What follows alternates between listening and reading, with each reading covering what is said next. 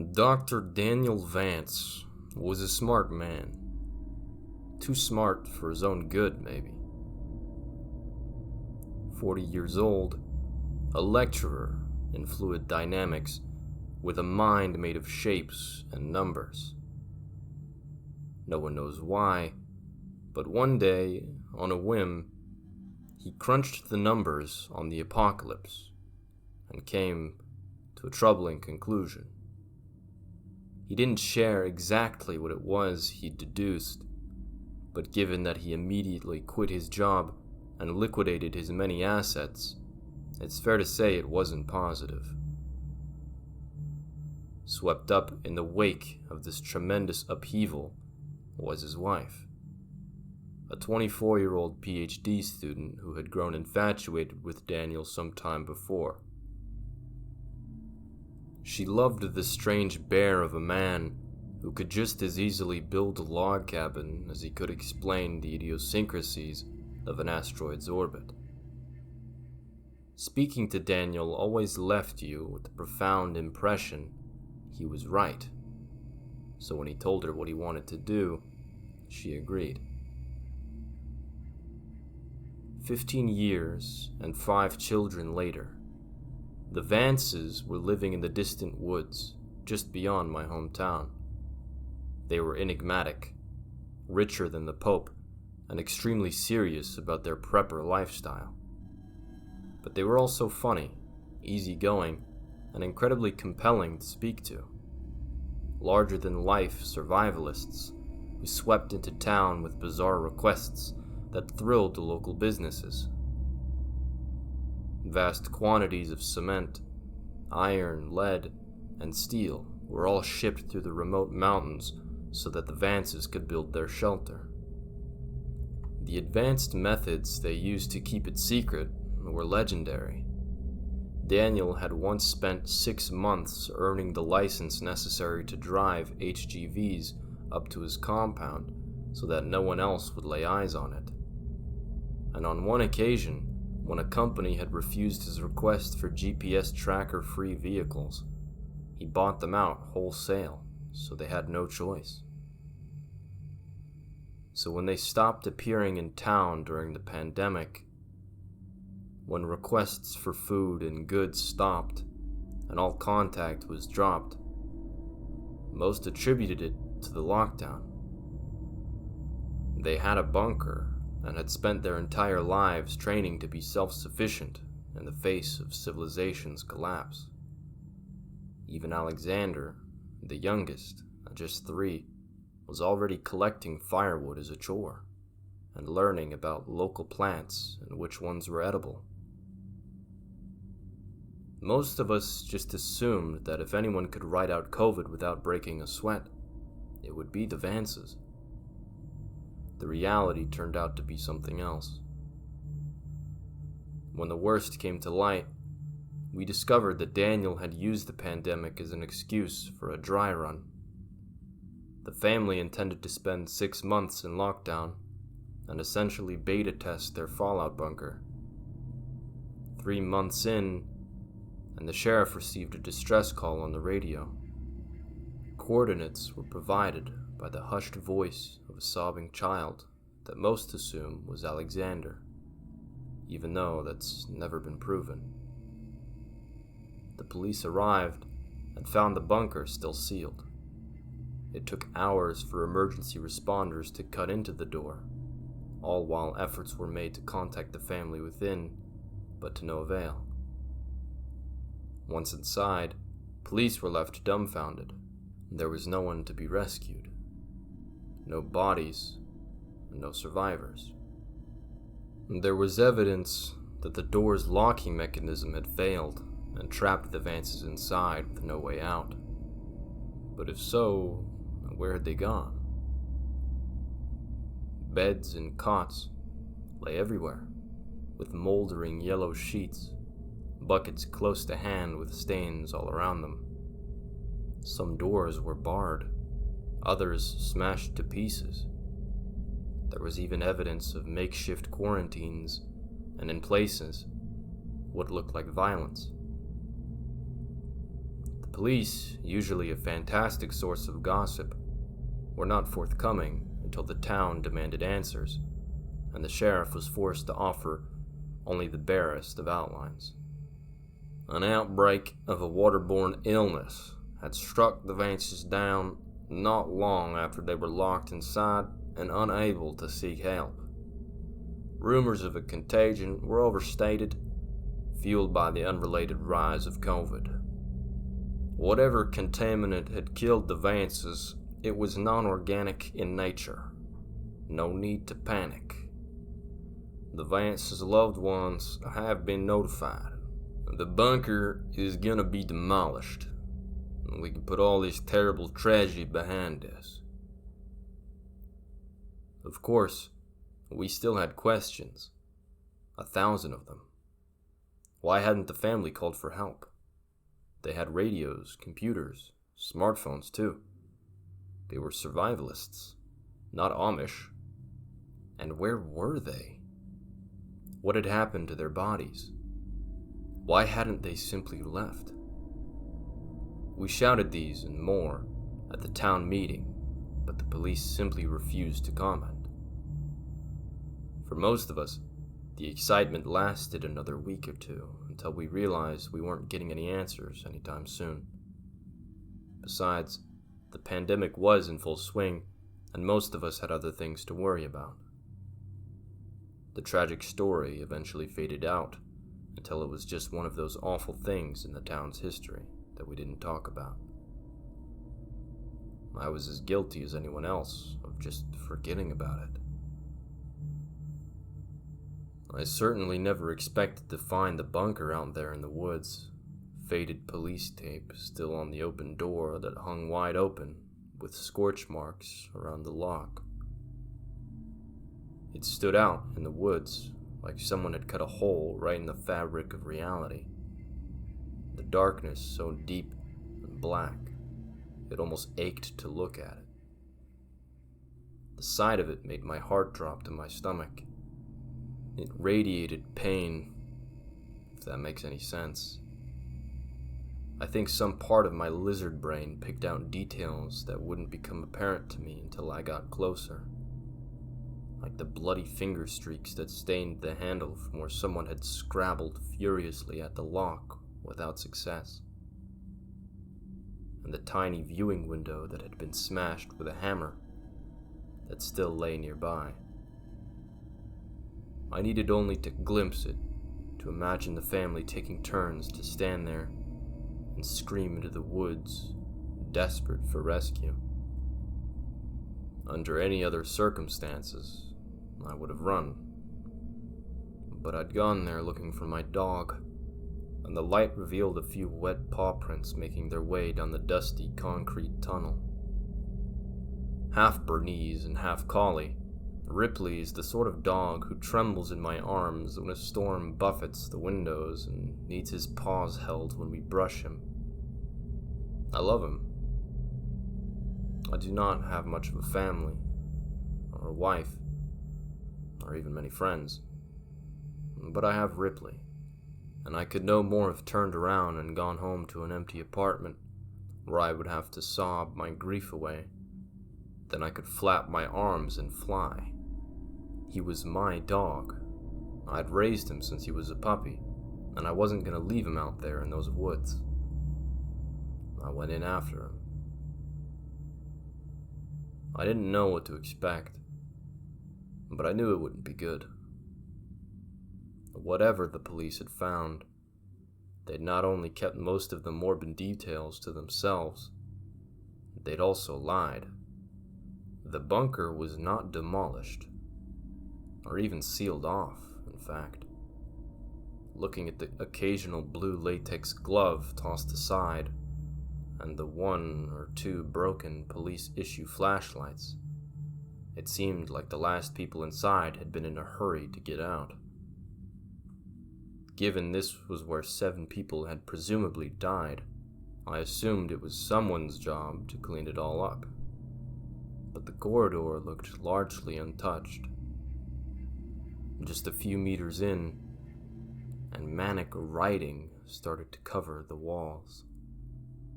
the desperate scrawls of a lone survivor, left there to be rediscovered like cave paintings. Most were deliberations on how to get out, diagrams, blueprints, equations, and formulae, all focused on the door and the circuits responsible for its faulty lock. I instinctively assumed they belonged to Daniel, and that he'd been the last to die. What a god-awful fate for a man to outlive his children. And yet it only got worse. Slowly, the writing changed from equations and plans to a desperate scrawl. The same few phrases repeated over and over. 5 doors. 5, not 6. 6. Didn't make it. Didn't make it. 6 doors. 6. It seemed like the kind of thing you'd find in an asylum. A psychotic rambling punctuated only by 6 paragraphs, right at the end. Each letter was impeccably neat, and each small paragraph was topped with a beautifully drawn Christian cross. Elliot Vance, aged 15, a gifted guitarist. He liked boys, even though he thought I didn't know. I loved him with everything I had. He would have made a great man. Alicia Vance, aged 14. She liked to paint and shoot. She had her mother's mean streak. It would have served her well in the future. Elijah Vance, aged 8, the smartest of us all. These were Daniel's memorials to his family, and seeing the words lit up by my torch was a haunting insight into the overwhelming despair he'd endured. He must have realized he wouldn't get the chance to speak at his family's funerals or to write their obituaries. This was his last desperate way of making sure the world might one day know them as he did, as real people. The words marked the end of the tunnel, standing adjacent to a trap door in the ground. It was not open, but the tunnel came to a dead end immediately afterwards, and Ripley's prints disappeared at the hatch. I feared he might be in danger, but I still stopped and looked at the bunker door 20 meters behind me. The once gloomy forest looked so bright, even on this cloudy day, the air dotted with rain. A part of me felt like I was leaving the whole world behind as I began to climb the ladder down. I entered a large circular living space that was packed with furniture and little nooks and crannies. The walls were covered with folding beds and tables, and every inch was multifunctional. A dining space could become a sitting space, which in turn might be where someone slept, or even exercised. It all depended on what particular bit of furniture you unfolded or unclipped or unfurled. 7 people in close quarters, nowhere near enough privacy. It made sense they went in with this cluttered, overlapping use of space, but it was still a large room, bigger than most studio apartments, and there were still a few corridors that led deeper into the earth, telling me the bunker had unseen depths. I looked for some sign of my dog, and soon found his trail, but this far from the rain, Ripley's prints were starting to fade. After barely a few meters, they pettered out vaguely in the direction of a nearby door. I wanted to follow, but stopped myself from rushing onwards. It was unlikely that Ripley was getting out any other way, and I'd do us no good getting hurt myself. I decided to take a look around, and quickly spotted a dinner table. If I needed proof, the police had not bothered with a cleanup, and this was it. The plates were still out. The food had rotten to a strange blackened husk. A child's hat lay across one place setting. The once creamy fleece turned a sickly green and yellow. The chairs had their backs reinforced with wooden beams, fitted with long grooves, so that something the width of a nail could slide into them, and on each side of the cushions were foul-smelling stains that looked oddly like an ass print. I touched one with gloved hands, and the material cracked audibly. Whatever it was, similar stains were on the cutlery and plates, and there were even handprints of it firmly on the tablecloth. At first, I thought it was blood, but that wasn't quite right. It was too contaminated to be from leaking blood. On the back of one of the chairs, a stain tapered exactly where a woman's waist would be, like a near-perfect silhouette. I shivered as I remembered that Miranda Vance had always been a slim woman and wondered how she had left her imprint on the gray fabric. Using my torch, I saw that these stains repeated in the oddest of places. And yes, there were some beds and blankets and even patches of plain floor, exactly like you might expect in a room full of sick people. But why did one stain on the floor bear such a strong resemblance to a child huddled in the fetal position? And why was the same stuff all over the TV remote, and on the books, on shelves, and board games too? Everything, from sofa cushions to DVD boxes to piles of dirty laundry, were covered in the same dried brownish material that gave off a foul, coppery miasma.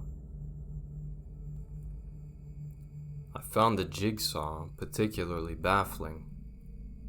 Someone had set up another table with 4 chairs, all modified with the same back support as those used by the dinner table. And a jigsaw had been laid out with 4 separate piles, but only one was depleted. The rest looked largely untouched, almost like someone had portioned out pieces for 3 other people who had absolutely no interest in going along with it. Maybe Daniel had tried to keep up morale while the family was sick. God help me. If that were true, I couldn't help but imagine the poor man sat there with his loved ones close to death, desperately trying to encourage them to click their own pieces into place while they faded in and out of consciousness. Something about that room emanated madness, and the longer I stayed down there, flickering the bright disk of light of my torch from one detail to another, the more I wanted to leave. One door had wooden beams nailed across it. One sofa had been partially disassembled. Multiple beds had been burned, and all of the light bulbs had been removed and put in a box on the kitchen countertop. Looking up at the ceiling, I finally had some insight into why the police were so confident the Vances had not survived, despite never finding their bodies. Someone had jammed a human finger into one of the empty sockets, almost like they'd expected it to glow with the flick of a switch. What was it about this place that had caused the police to leave and never return? Not to even take that finger and test it for signs of illness, or even just to confirm who it belonged to. And I decided it was time to hurry up and find my dog. People had died in that place, and while I'm not superstitious, I can't be the only skeptic who has done the calculations in his head and realized it costs nothing to be respectful of ghosts. That bunker was cramped, terrifying, and the air stank so bad I started to worry if I'd get sick myself. It served no one any good to linger, but I'd be damned if I'd just walk away and leave Ripley to rot down there. It's not like he could climb a ladder and get out on his own, even if I wasn't entirely sure how he'd gotten down there in the first place. Summoning what little bravery I had left, I called out and broke the silence. Something which felt like a terrible taboo in that god-awful place, like screaming in a graveyard. I called out his name, and I waited, and hoped to hell I'd hear the pitter-patter of his paws. But for the longest of moments, there was only the kind of silence that makes you wonder if someone or something in the darkness is holding its breath, trying to look like just another patch of nothing, biding its time until you finally turned around and show it your back. The TV came on with a blurt of white noise that was so loud and so sudden, I cried, threw my arms up, and nearly fell backwards onto a rolled-out sleeping bag that looked like it had spent a week in the sewer. By the time I realized what had caused the noise, I could already hear a tiny rendition of Daniel Vance's voice. I realize there's an issue here. I need to emphasize just how little I understand anything that's... I frowned at the screen as I approached. It showed a greenish infrared view of the bunker, with Daniel up front, and the dinner table behind him. It was grainy and hard to see, but I could clearly tell that his family were sitting in those chairs. Miranda was the first to fall ill. Looking back, it makes perfect sense. Miranda often went into storage to fetch food for cooking, and we found it behind one of the refrigerators, so that's, shit. One of the figures in the background slumped onto the table with a loud clank, and sent a plate spinning off onto the ground. Shit, Daniel muttered as he got up and grabbed the woman by the shoulders and sat her upright. Miranda never did like my cooking, he snorted a laugh as he fussed with something at the back of the chair. The rods are much better than tape. All those hours spent taping them upright to the chairs never worked. But the rods, they fit right into the spine, and with a little modification, I can just slot them into the chairs. That way, everyone is able to join in for dinner. I'm working on something similar for family game night. Daniel wandered over to the camera, and with a grin, he lifted it from the tripod and scanned the dinner table. What I saw nearly made me drop my torch. His family were long dead. Gaunt faces, missing noses, lips that had receded to reveal awful grins. These were corpses, plain as day. Even when viewed through such a low-resolution image, the only thing that made them seem remotely alive was the way their eyes still reflected the infrared back, so that they glowed in the dark. Yet Daniel seemed oblivious to it all. He tousled Elliot's hair, kissed his wife on the cheek, and ran a hand across one young girl's shoulder. He even picked the young Alexander up from his high chair, and I assume he coddled him. I don't know for sure, because I looked away, unwilling to see the poor boy up close. Eyes averted from the screen, I couldn't help but pan my torch across that same dinner table and shiver as I finally realized what all those stains were. Not quite blood, but close. A liquefying flesh. Left alone for months, Daniel had not put his family's bodies to rest. Instead, He had moved them around from place to place and puppeted them, living life as if nothing had really changed. Looking at where those stains had settled, I saw a clear pattern emerge. He had put them to bed. He had set them dinner. He had propped them up to watch TV or gave them their favorite books. They even sat there as lifeless husks while Daniel waited for them to complete a fucking jigsaw. The idea horrified me to my core. Back to work. It's obviously not part of the original designs. No room on either side. Not on the blueprints. Elliot didn't believe me, and why would he? I made every inch of this place, but I did not install that door in the storage on the bottom level. I checked the cameras, and some of the photos I took during the build in the wall are just blank. But the door is there now, and it must lead somewhere. I don't know when or why it opens, but it does, and the next time I'll be ready. Because I have to know what's on the other side, and why it did this to us. Alone down here, often all asleep at once, anything could have slit our throats and been done with it. But it didn't. It took its time, and I have to know why. It took our radios and computers and phones, one by one. None of us noticing until it was far too late. I kept telling the kids they needed to take better care of their things, and even as they complained, I just assumed the cell phones were lying behind some shelf. Where else could they go in a locked bunker? But it wasn't the children at all. Looking back, there were so many signs. Who kept taking away the lights? Who kept draining the batteries in our torches? How long did we live with it before we finally realized we weren't alone? Was it here every step of the way? A door out of nothing that leads to nowhere.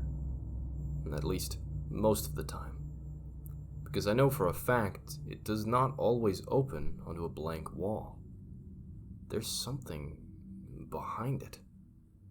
I can hear it shuffling around in there. A wet breath rattling in its lungs. A horrible sound I hear roaming these halls when it thinks I'm asleep. I listened to Daniel, fascinated by this strangely compelling rant, when movement caught my eye. An infrared camera running in the dark, its image a roiling mess of uniform noise. What was it I had seen?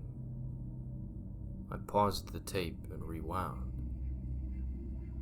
Squinting, I saw two pinpricks of light in the darkness just over Daniel's shoulder. Slowly, the image resolved itself in my mind. I knew what I was seeing, and it turned my blood to ice. Miranda Vance had turned her head, and her lifeless eyes glowed as she fixed them on the back of Daniel's head. Not even any point leaving at this stage.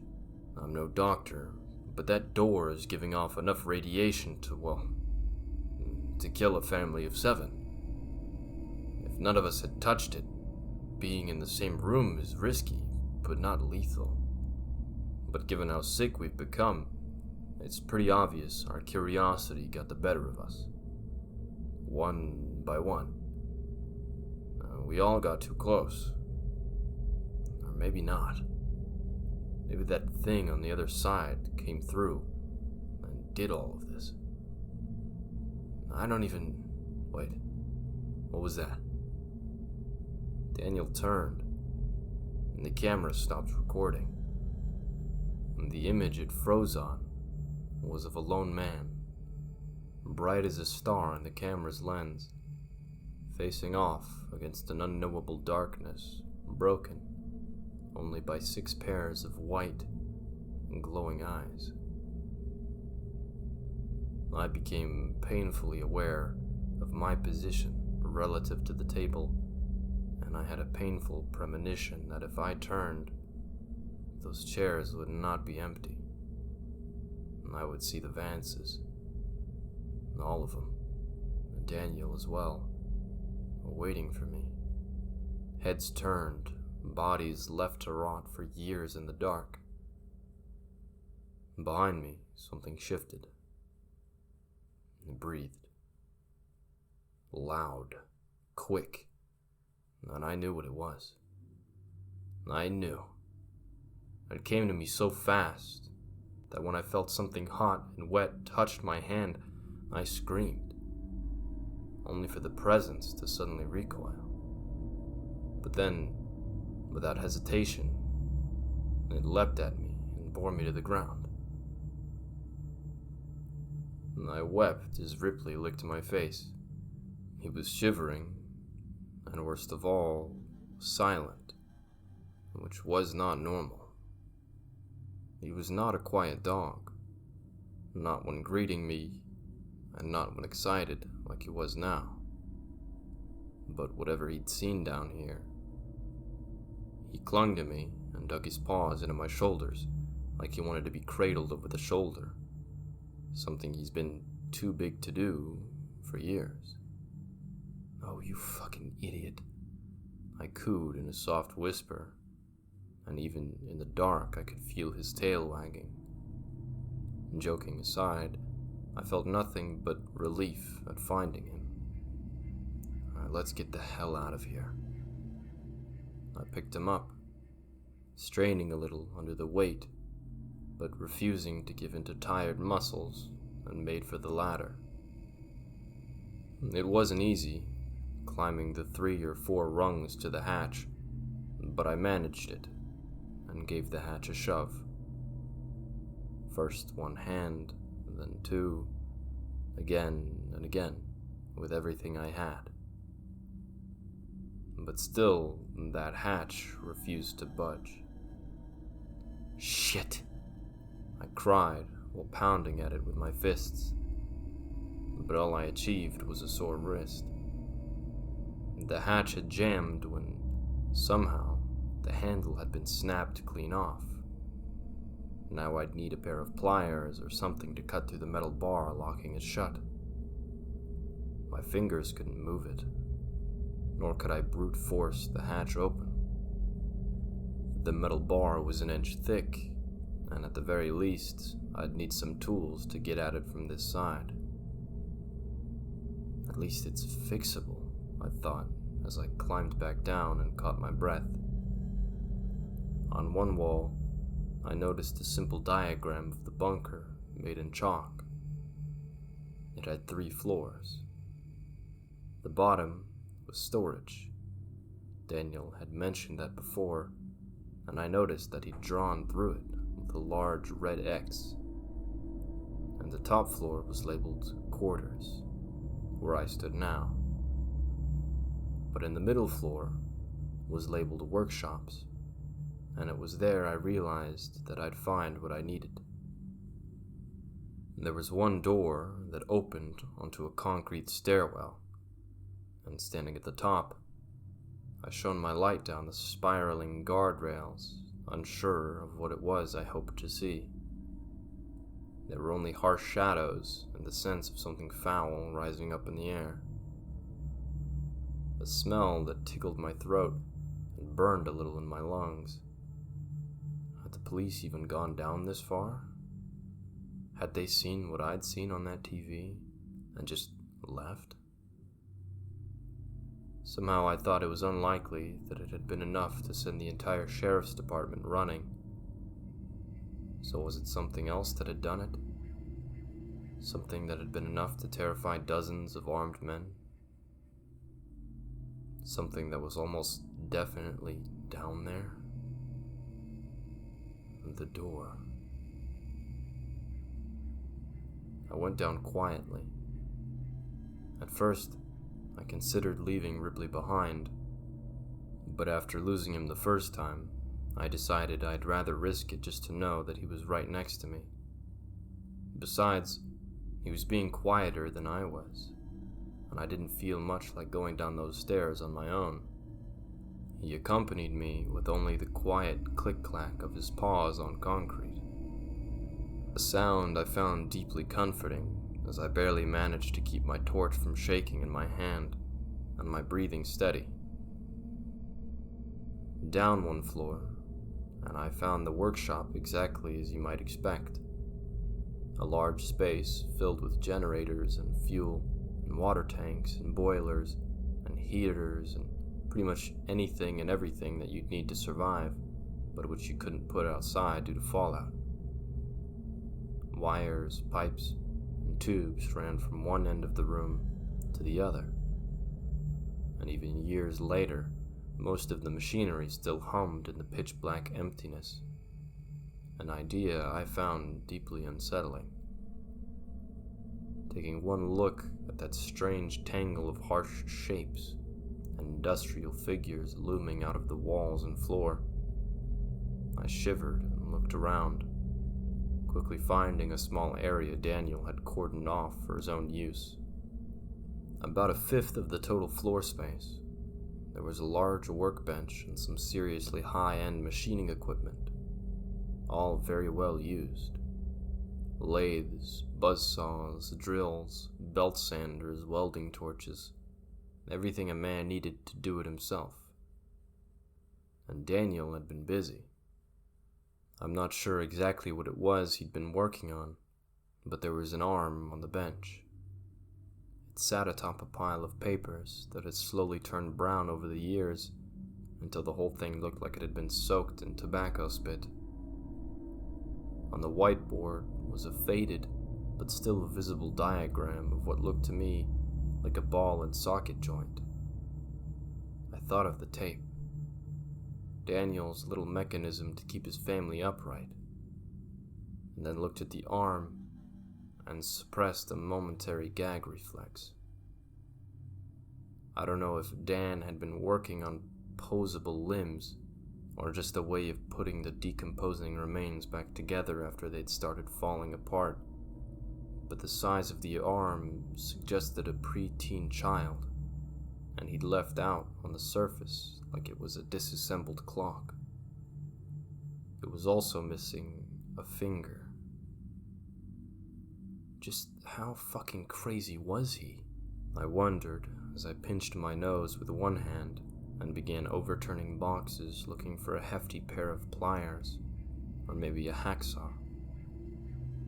Ripley backed away from the noise, but once I made sure he wasn't going anywhere, I carried on grabbing and pulling at box after box, hoping I'd find what I was looking for. Anything to break that fucking metal bar.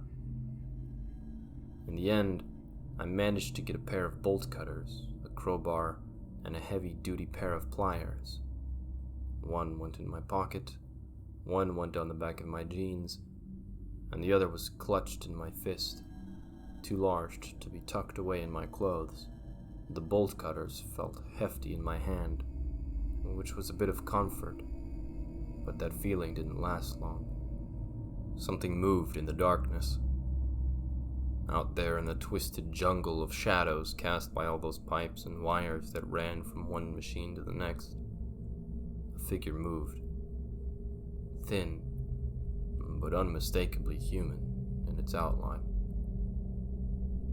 I couldn't help but remember what I'd seen on that tape. Surely it couldn't have been real. Maybe Daniel had rigged something up. Some fishing wire and a motor, maybe? The idea that those bodies had been moving on their own. I couldn't be sure of that, could I?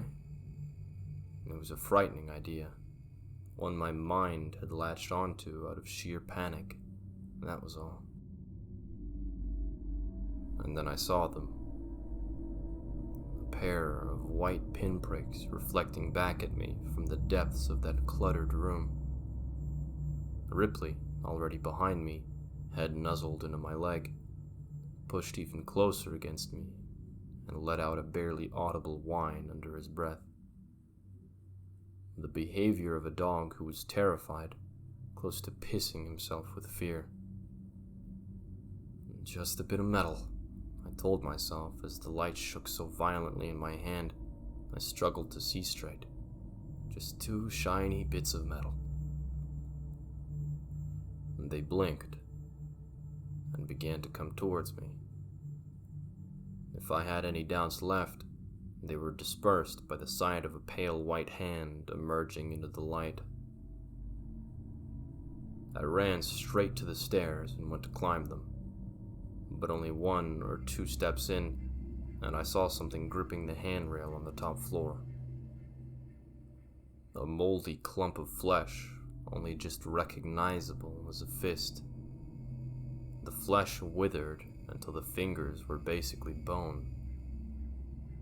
Without meaning to, I brought my light up out of habit, and I saw the bloated face of a hairless corpse glaring down at me. I couldn't even tell you if it had been a teenage girl or the 60-year-old Daniel. Either way, I instinctively turned around and found another body shambling towards me out of the workshop. And I was trapped. Nowhere to go. By the feel of warm fluid on the back of my leg, I could tell Ripley had finally pissed himself. An adult dog, tail between his legs, shivering like a puppy, and desperate to be picked up. God, I needed him to just stay together for a little longer. I couldn't take him in my arms, but I couldn't leave him behind either. With nowhere to go, I ran down and entered storage. There was the temptation to stop once I hit the bottom. Down here, the air was thicker, and the sounds of my breathing were muted, somehow distant. But I only had to look back up to see 3 pairs of eyes glowing down at me. So without giving any of it much further thought, I barreled down the corridor and stumbled onto a door at random. Opening it, I saw what looked like your standard storage room. Only most of the shelves had been overturned, and the food left to rot on the floor. 1 or 2 shelving units were upright though, and their shelves were covered in tall, opaque boxes that made them a fantastic hiding spot. That, I decided, would have to be where I crouched down and turned off my light. And I was already inside when I realized that wasn't all that was in there. The door almost looked normal. I could see why Daniel must have been confused by it, because it looked a little bit like all the other doors down there. But it was different too. It was too tall and too wide, about 1.5 feet off the ground, and the metal rusted in its entirety, like it had aged out of sync with everything else down there. All around the jamb was a profusion of wet, soppy moss, like the kind you'd find hanging off trees in a swamp. And every few seconds, the door would leak something strange and oily, like the kind of thing you find in a parking lot on a rainy day. Of course, that wasn't too strange in itself, but the leak was horizontal, defying gravity, so that every few seconds, a large glob of the stuff would whip across the room and slap into the wall opposite, creating a puddle about the size of a man that defied all reason. Remembering Daniel's words about radiation, I instinctively inched away from this puddle and to the door on the opposite wall, backing myself into the darkest, quietest corner I could, while I pulled Ripley behind me and hoped to hell he wouldn't give me away. Once I was there, I turned off my light and waited. I must have taken longer than I'd thought to hide in that spot, because it was barely 2 seconds later when a few figures entered the room. was pitch black after I'd turned off my torch, but they made enough noise to let me know that there were at least 2 of them that had stumbled in after me. I stayed there, unable to see anything, not sure if they were heading straight for me or just getting ready to leave. Forced to hold out and let luck decide my fate, when I finally heard something scrape against the wall barely 2 feet from where I stood.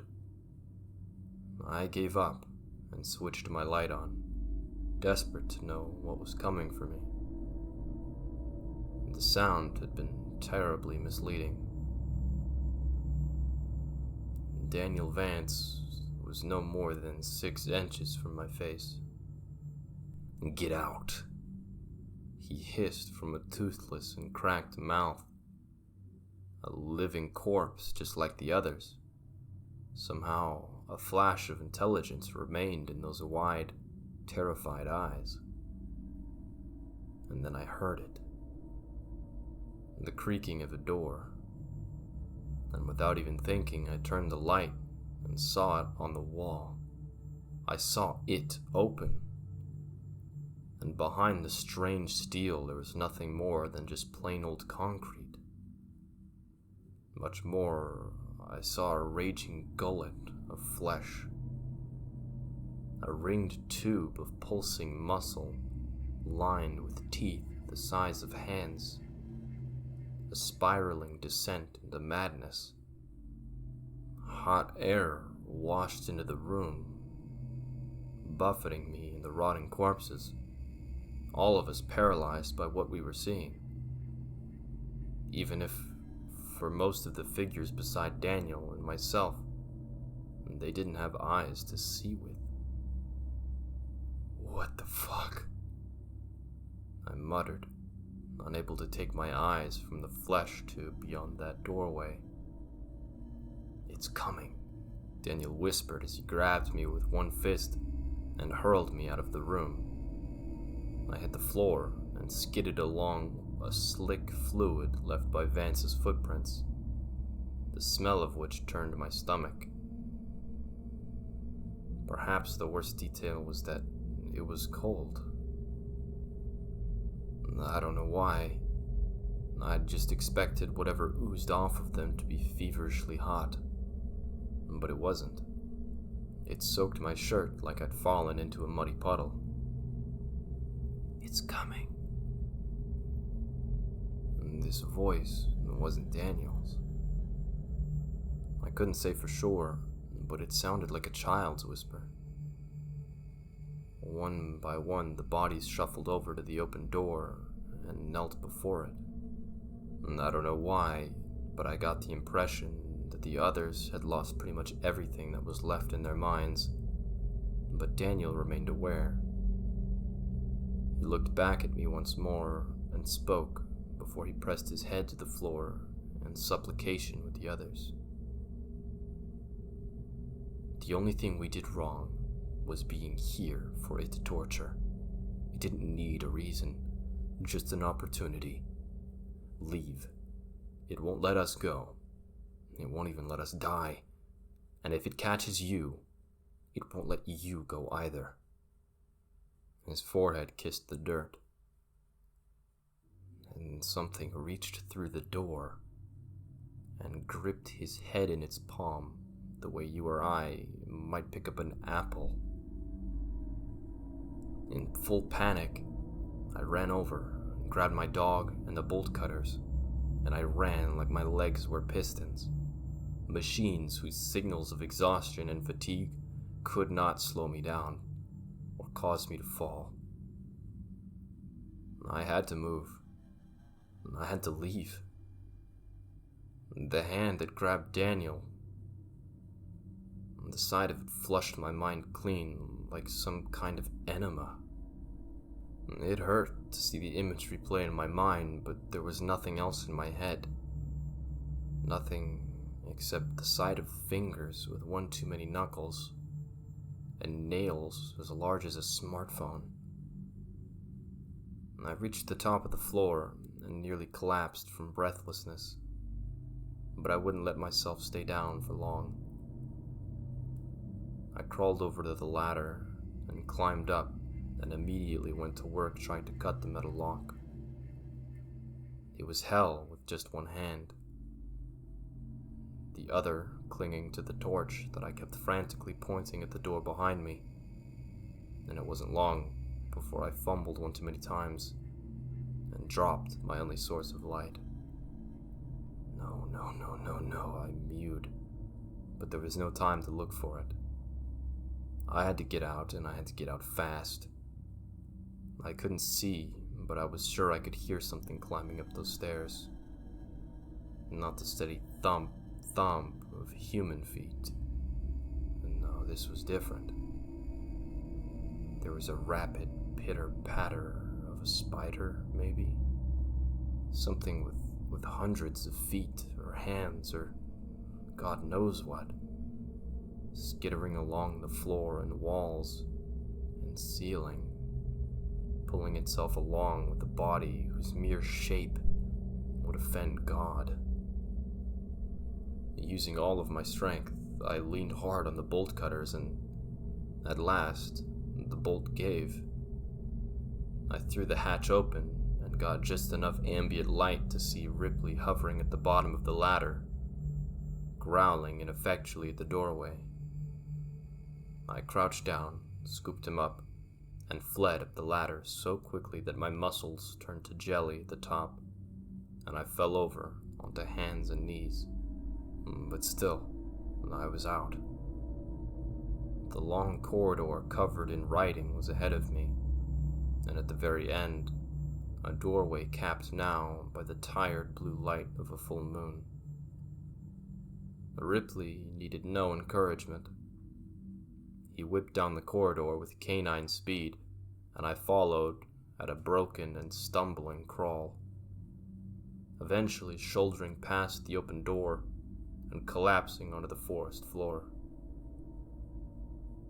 For a few seconds, I drifted in and out of consciousness, but when I looked up and saw the canopy overhead moving the branches backlit by a full moon, I snapped awake and glared down at something gripping my ankle.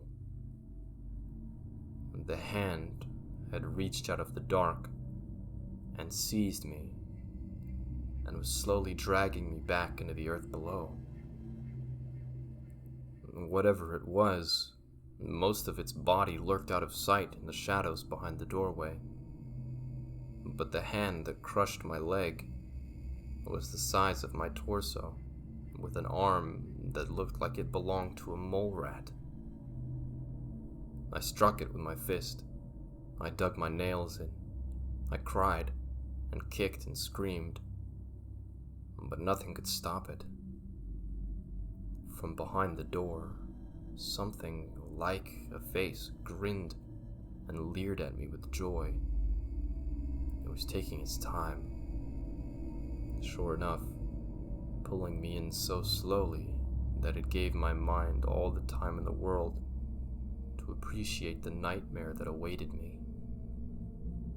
I think, in that moment, if you'd have given me a gun, I would have shot myself. God help me, I couldn't escape the look in Daniel's eyes. How he'd knelt to worship this thing like a man who knew that hope or pride or joy or anything with even a hint of goodness to it was so far out of reach for him, it might as well be a dream. How long was this thing going to keep them down there? How long did it intend to keep me? I wept like a child, feeling like my mind was slowly cracking as I tried everything to stop that fucking thing from pulling me into the shadows. I kicked the earth. I dug into it using my hands, looking for a root or a pipe or anything to hold on to. Nothing I did would slow it down. I was no more than a foot from the doorway when Ripley reappeared. A dog afraid of Hoover vacuums and plastic bags and doors that move on their own. A dog who once got stared down by a particularly feisty rabbit who stopped mid-chase and turned around, baffling the predator on its tail. A dog you couldn't even watch scary movies around. And he lunged at that arm like he was a wolf, like he'd always been one. And while he didn't quite break the skin, and the pressure was enough to make that thing's grip weaken, and I slid my leg out.